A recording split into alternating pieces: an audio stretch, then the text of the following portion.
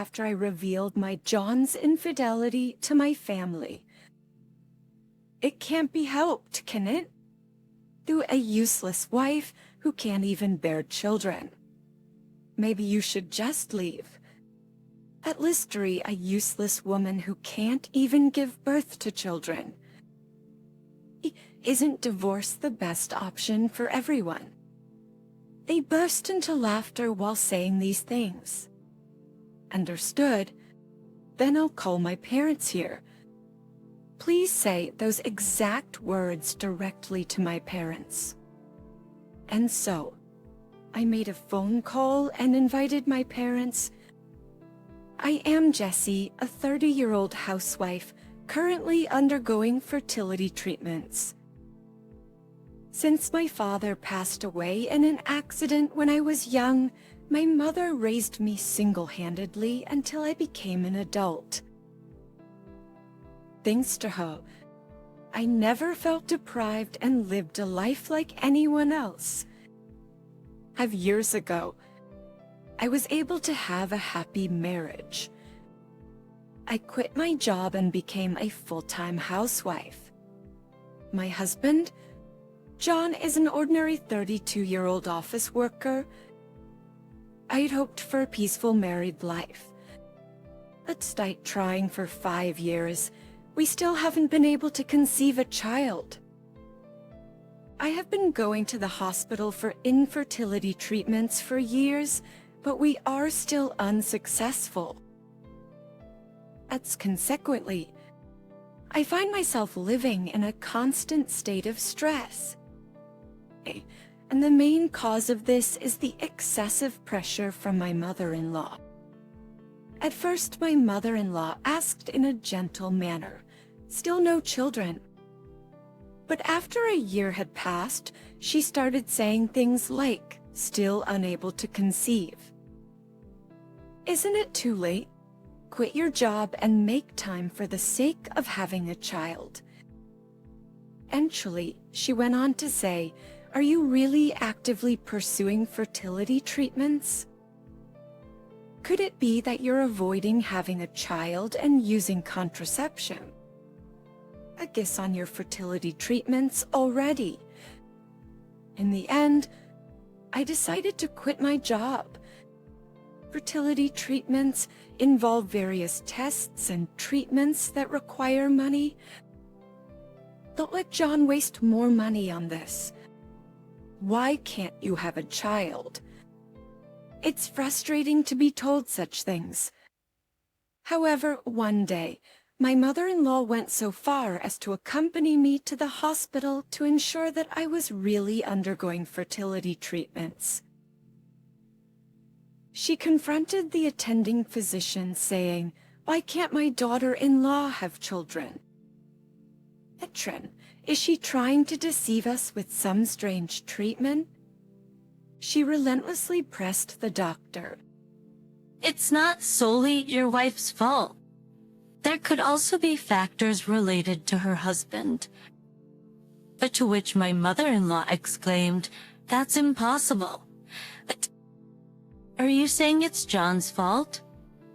The fault lies entirely with this wife. She lashed out at the doctor and nurses before storming off. I felt deeply embarrassed and later apologized profusely.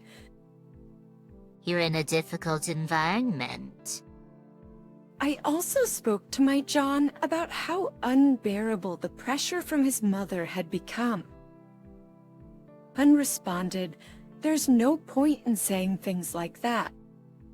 She's at an age where I want grandchildren. And that was the end of it. In the first place, my John wasn't actively involved in our fertility journey. Every single day, he would say, I'm tired today. Let me rest. Even when I told him it was my ovulation day, he would often ignore me. Fertility treatments can't be done alone. Then at one point, I mentioned, the doctor suggested that you should also get tested. John retorted, are they saying it's my fault? there's no way. Going to the hospital for fertility treatments is embarrassing. He started treating the whole process as if it were shameful.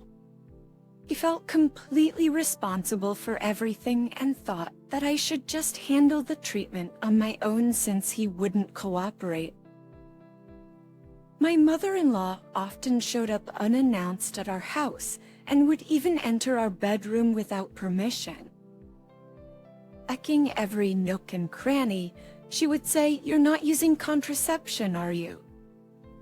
And then she would leave, saying, "It's because of your infertility that your in-laws, are so disappointed. Please do something about it." Why did I have to endure such comments? The pressure and stress were overwhelming, and I was completely exhausted. Occasions. One day, I had an errand to visit my parents' house after a long time. But before leaving, I told John, "I'll be back late at night, so go ahead and have dinner without me." I felt relieved when I saw my mother after such a long time. Perhaps she was being considerate, but she didn't bring up the topic of grandchildren at all. It's in front of my kind mother. I let my guard down and opened up a little about undergoing fertility treatments and the immense pressure from my mother-in-law. Upon hearing this, my mother grew very concerned and said, "You're in a difficult situation." Those gentle words from my mother made me feel at ease. Just when I was thinking that being at my parents' house was truly comforting, my father came home. Actually, last year, my mother remarried a man her acquaintance introduced her to. He was a man of great kindness and reliability, so I quickly accepted him as my father. When I mentioned my fertility struggles, my father said, "If anything happens, let me know right away. You can trust me." The kindness of my parents deeply touched me, and it renewed my determination to keep trying from tomorrow onwards. I feel energized now. It's early, but I'll head back home today. Although I had originally planned to have dinner there, I wanted to return home and have a proper conversation with John about our fertility journey. When I returned home and opened the front door, I saw a pair of unfamiliar women's shoes. I had a bad feeling, but I tried to convince myself it couldn't be true. I started recording with my smartphone and quietly opened the door to the room. Completely unaware of my presence, there was my John embracing a strange woman, both of them naked. The woman noticed me and exclaimed, "How?" John turned to look at me, his face turning pale. "Jesse, why are you here?" The woman hastily dressed and ran out of the house. "What is going on here?"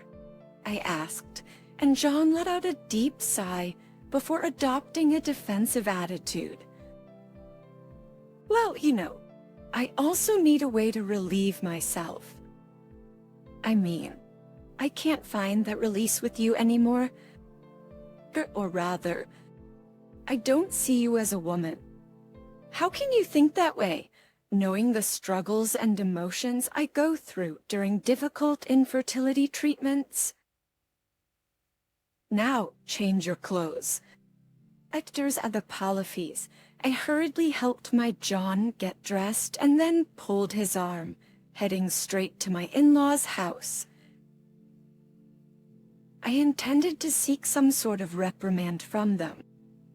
At my in-laws' house, both my parents-in-law and sister-in-law were present, and I shared with everyone what my John had done.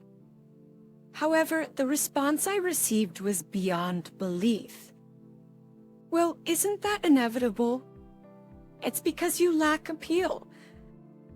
Jesse, it's not my son's fault. How can you, a defective wife who can't even have children? Maybe it's about time you left. My mother-in-law said with a cold tone. Following her, my sister-in-law and father-in-law chimed in. Useless, unable to bear children. My brother drew the short straw. Poor him. Perhaps it's time for a divorce, for the sake of everyone. Oh, since everyone seems to be saying that, maybe we should get a divorce. Doing with fertility treatments and all that is bothersome, and everyone would be happier. He laughed and patted my shoulder. At that moment, I surpassed the limit of what I had been enduring. I understand, but in that case, I'll call my parents here. As I said that, my parents-in-law and sister-in-law momentarily hesitated. By the way, I heard your mother recently remarried, didn't she? I felt sorry for her being a single parent, but remarrying at that age? She must really love men. Hey, you shouldn't say that in front of her. We need to have a calm discussion. Otherwise, we'll be at a disadvantage. They freely said whatever they wanted and laughed. Even if you say you're calling your parents, your father didn't raise you, so he won't, of any use if he comes, right? Everyone burst into laughter again. But their laughter could only last for so long. I explained the situation to my parents and asked them to come to my in-laws' house. 30 minutes later, my parents arrived at the in-laws' house.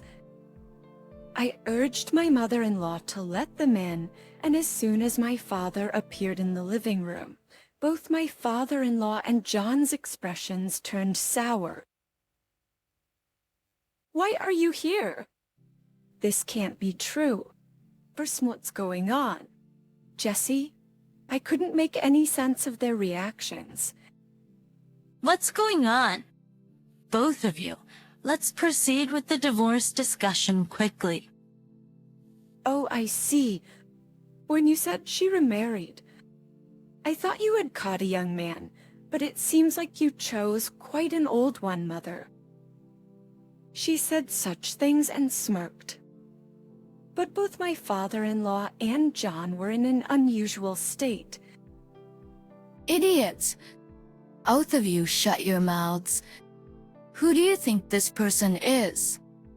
Don't say rude things. This person is... He shouted angrily at my mother-in-law and sister-in-law. Sensing that something serious was happening, both of them fell silent. You've treated my daughter quite poorly.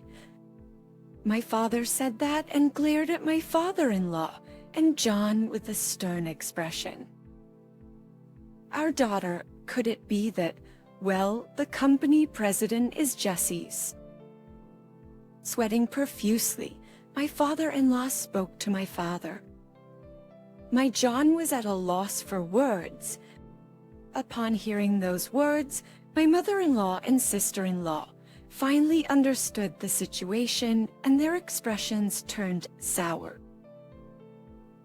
I am Jesse's father. Is there something wrong with me being her father? That's not the company president. We were just talking about how Jessie is such a wonderful wife.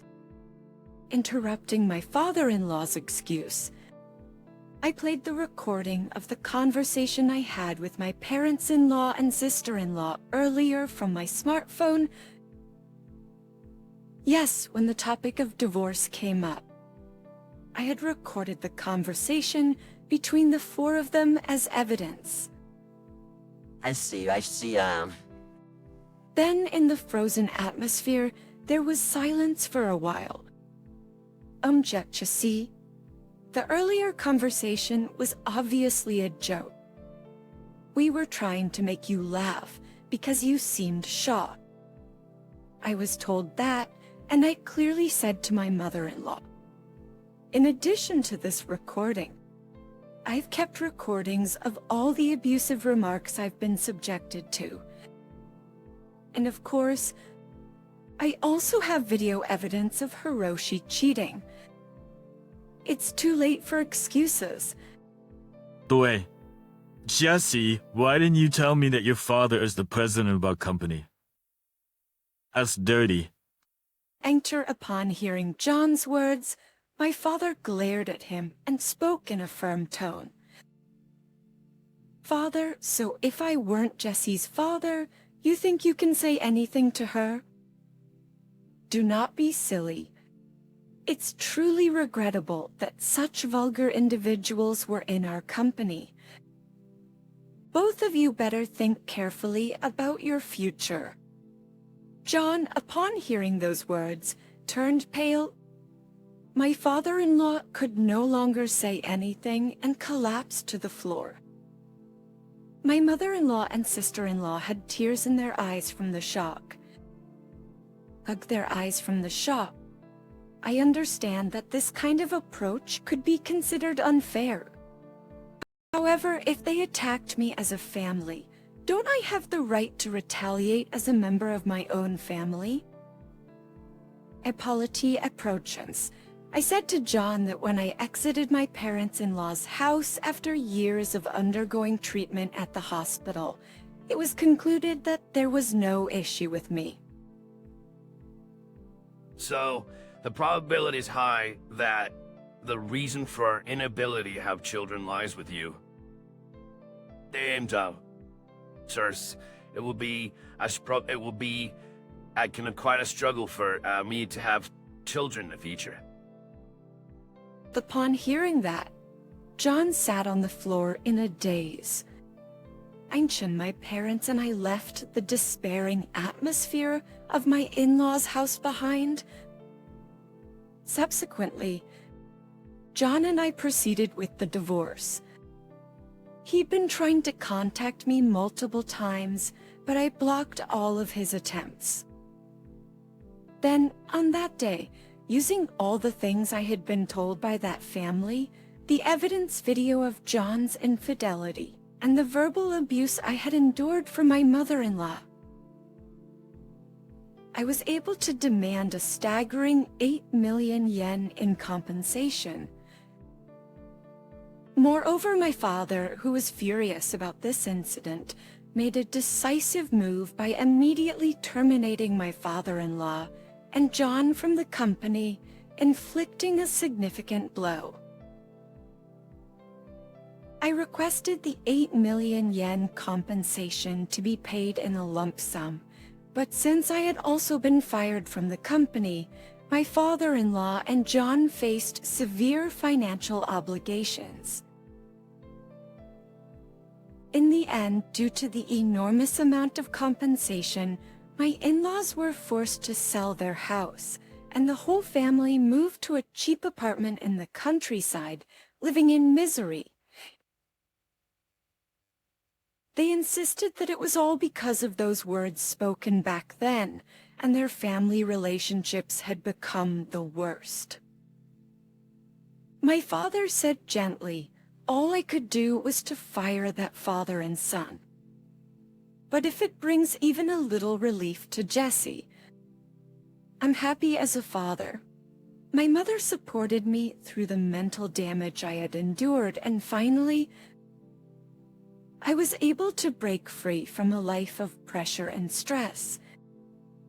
I'm truly grateful for my parents' kindness. Now, I've been blessed with the gift of new life. It has been 2 years since then, and I got married to a kind-hearted man. We are eagerly awaiting the arrival of our baby, happily sharing this anticipation together. Considering how smoothly I became pregnant, perhaps as my doctor had suggested, the cause of infertility was indeed with John.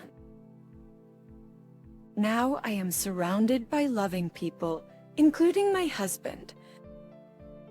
My husband and I are living a happy life. I look forward to the days ahead, filled with even greater happiness when our child is born.